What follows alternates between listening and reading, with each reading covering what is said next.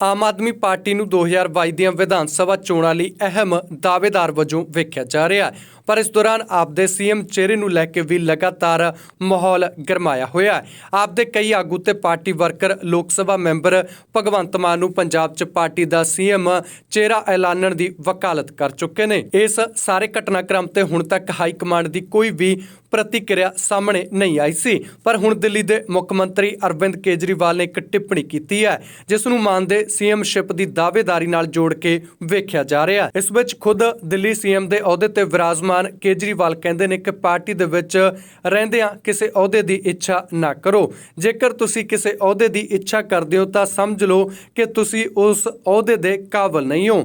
ਬਾਕੀ ਇਸੇ ਅੰਦਾਜ਼ ਵਿੱਚ ਉਹਨਾਂ ਇੱਕ ਧਾਰਮਿਕ ਆਗੂ ਵਾਂਗ ਲੰਬਾ ਚੌੜਾ ਗਿਆਨ ਦਿੱਤਾ ਹੈ, ਉਹ ਤੁਸੀਂ खुद ही सुन लवो। हमारे देश ने बहुत बड़े बड़े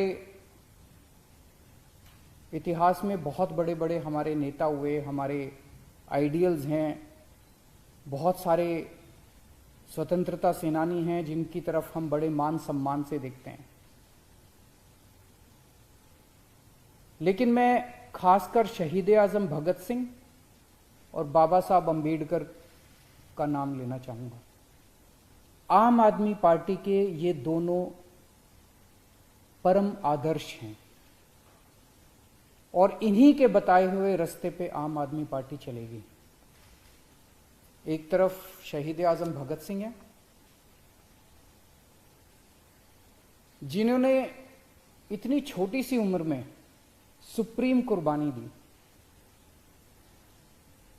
आज 23 साल की उम्र के अंदर बच्चा ये सोच रहा होता है कि मुझे लाख रुपए की नौकरी चाहिए कि 1.5 लाख की चाहिए कि 2 लाख की नौकरी चाहिए।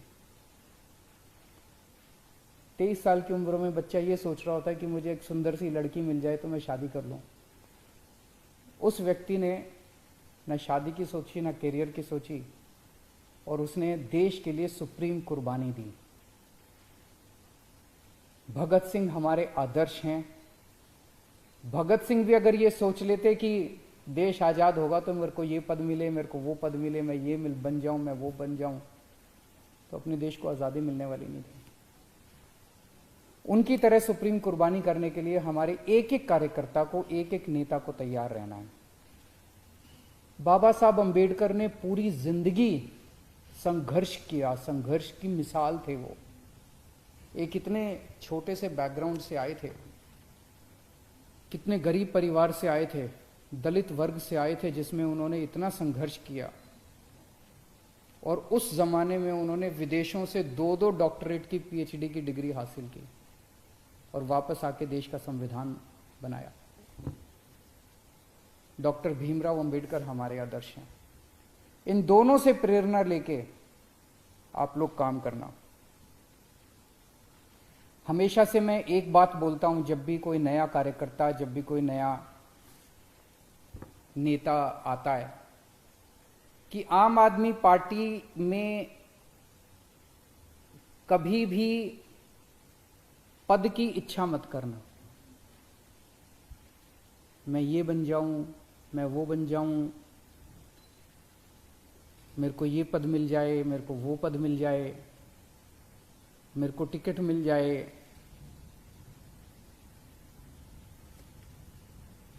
हमें खूब जम के काम करना है समाज के लिए, हमें खूब जम के काम करना है देश के लिए। अपने अपने क्षेत्र के अंदर काम करते रहो, खूब काम करो, जम के काम करो। आपके अंदर का आनंद काम से आना चाहिए, पद मिलने से नहीं आना चाहिए। नहीं मिलेगा कभी भी, कोई भी पद मिल जाए आपको, दिल खुश हो ही नहीं सकता। अगर, और आपका काम ऐसा होना चाहिए कि पार्टी आपके पास आके कहे भाई साहब ये पद ले लो, आपको पद मांगने की जरूरत ना पड़े। अगर आप मेरे पास आके कहते हो अरविंद जी मुझे ये पद दे दो, अरविंद जी मुझे ये टिकट दे दो, इसका मतलब आप उसके काबिल नहीं हो, आपको मांगने की जरूरत पड़ रही है। ऐसा काम करो कि अरविंद जी आपके पास आके कहेंगे भाई साहब मैंने आपका काम देखा है, आपका काम सुना है, आप ये पद ले लीजिए, आप ये जिम्मेदारी ले लीजिए, आप यहाँ की टिकट लेके चुनाव लड़िए। ये बड़ी बात होगी। और ऐसे हैं बहुत सारे लोग जिनको मैं खुद जाके बोलता हूं कि आप ये पद ले लीजिए, आप ये टिकट ले लीजिए यहां से।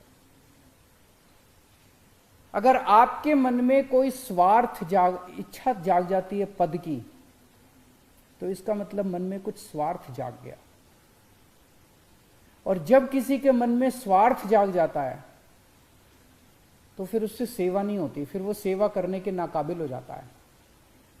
किसी के मन में स्वार्थ अगर जाग जाए तो वो 24 घंटे इसी तिगड़म में रहता है कि मैं ऐसे कर लूँ, मेरे को अब ये पद चाहिए, मैं ऐसे करूँ, मैं ऐसे करूँ, मेरे को अब ये टिकट चाहिए, मैं इसको नीचा दिखा दूँ, मैं ये षड्यंत्र करूँ, मैं ये झूठ बोल दूँ।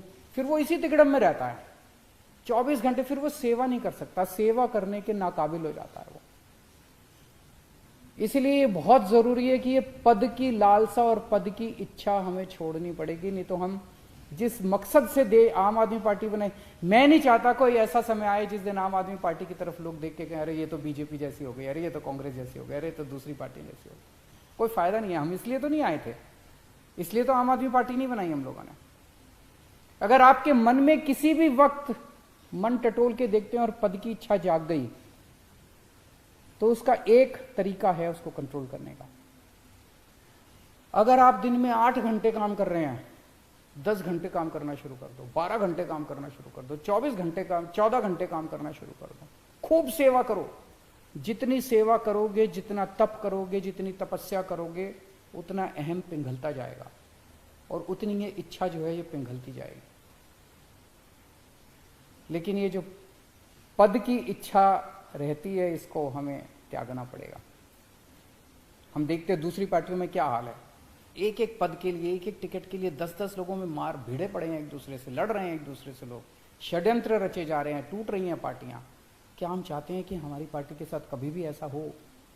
अगर ऐसा होता है तो एक इतनी बड़ी उम्मीद और इतनी बड़ी आशा खत्म हो जाएगी। गीता में एक श्लोक है जिसका भाव है कि समाज का जो नेता होता है उसकी तरफ सारा समाज देखता है, उसका आचरण जो है वो बहुत जरूरी होता है उस नेता का। अगर उस नेता का आचरण भ्रष्ट हो जाए तो उसका समाज पे बहुत बुरा असर पड़ता है। ये श्री कृष्ण अर्जुन जी को तब कहते हैं जब उनके मन में, वो कहते हैं कि अगर ये कायर भाव तुम्हारे मन में आ गए तो इसका न केवल तुम्हारे ऊपर, पूरे समाज के ऊपर गलत असर पड़ेगा। आज पूरा देश आम आदमी पार्टी की तरफ देखता है। ईमानदार राजनीति की बात होती है तो आम आदमी पार्टी की तरफ देखते हैं। पूरे देश में शिक्षा की बात होती है तो मनीष सिसोदिया जी की तरफ देखते हैं। अगर हमें स्वास्थ्य की बात करते हैं तो मोहल्ला क्लिनिक की चर्चा होती है चारों तरफ देश के अंदर। आज आम आदमी पार्टी कई नए आदर्श तैयार कर रही है, तो इसीलिए कभी भी गलत रास्ते पे मत चल पड़ना, पद की प्रतिष्ठा की इच्छा मत करना।